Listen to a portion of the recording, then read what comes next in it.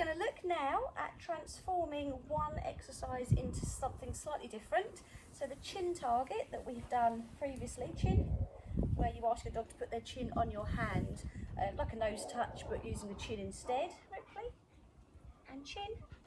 Yes, good girl. We are going to go from that to something called a sleepy, and you don't have to change your words if you don't want to.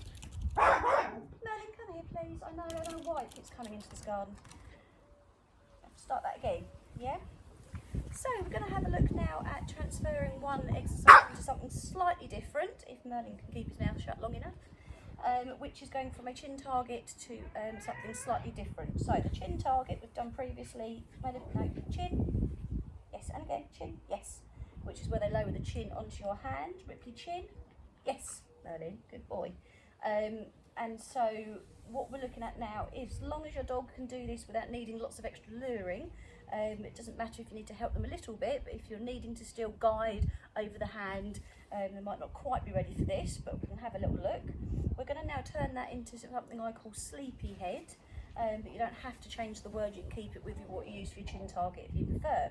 So to show you what I mean, a sleepy, Ripley down, and sleepy is that. Sleepy, Ripley, sleepy, where they put their chin on the floor. Okay, so hopefully you can see that okay. So the way we can do this is, good boy, you can sit for me.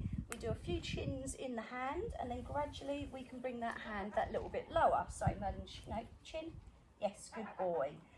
Then bring your dog into a down, good boy, and then the chin still goes onto your hand, chin, and we can then just bring the hand that little bit lower and a little bit lower each time. Okay, so gradually our hand is completely flat. Where's your chin? Chin, stop licking, chin. Yes, good boy. And so they start getting the idea of lowering that chin more and more to the floor. You're a good girl, aren't you? Yes, you are.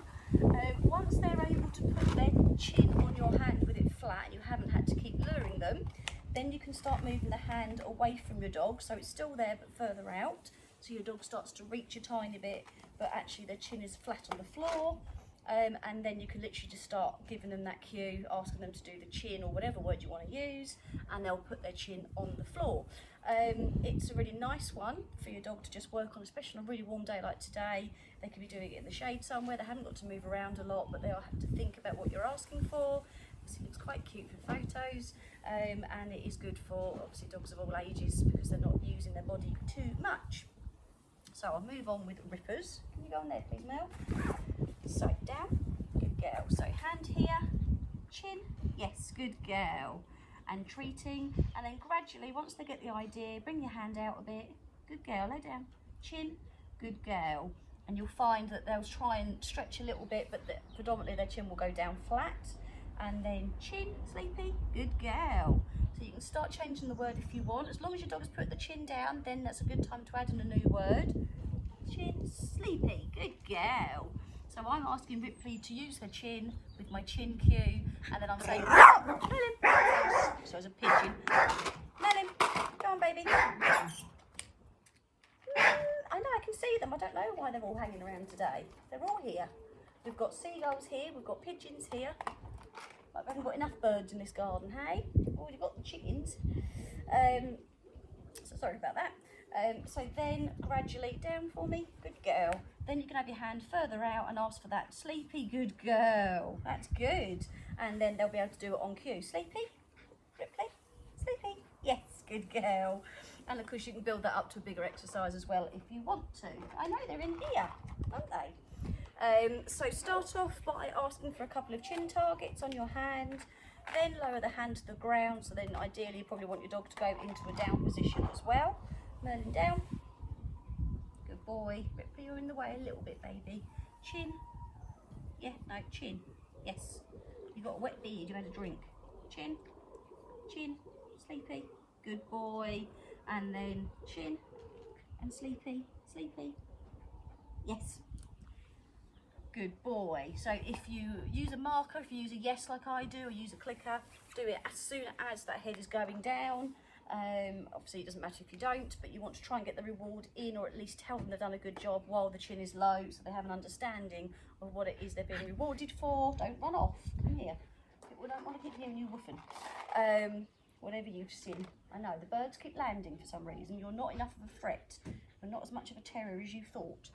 And see how you go with that. And then gradually you can build up distance for that and things like that as well.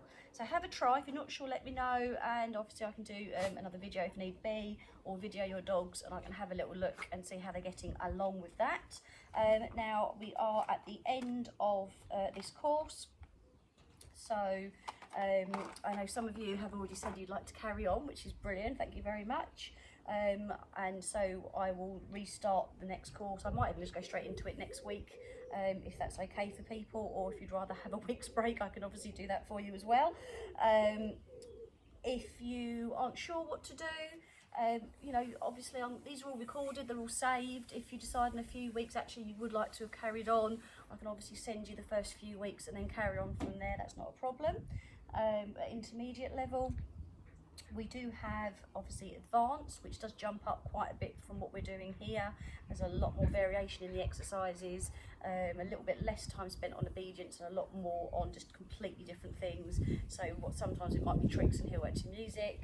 I might bring in some hoopers exercises. It's more when we're in person, because obviously not everyone's got hoops. There'll be targeting exercises, you know, all sorts of different things. But there is that option. Merlin, I can hear it.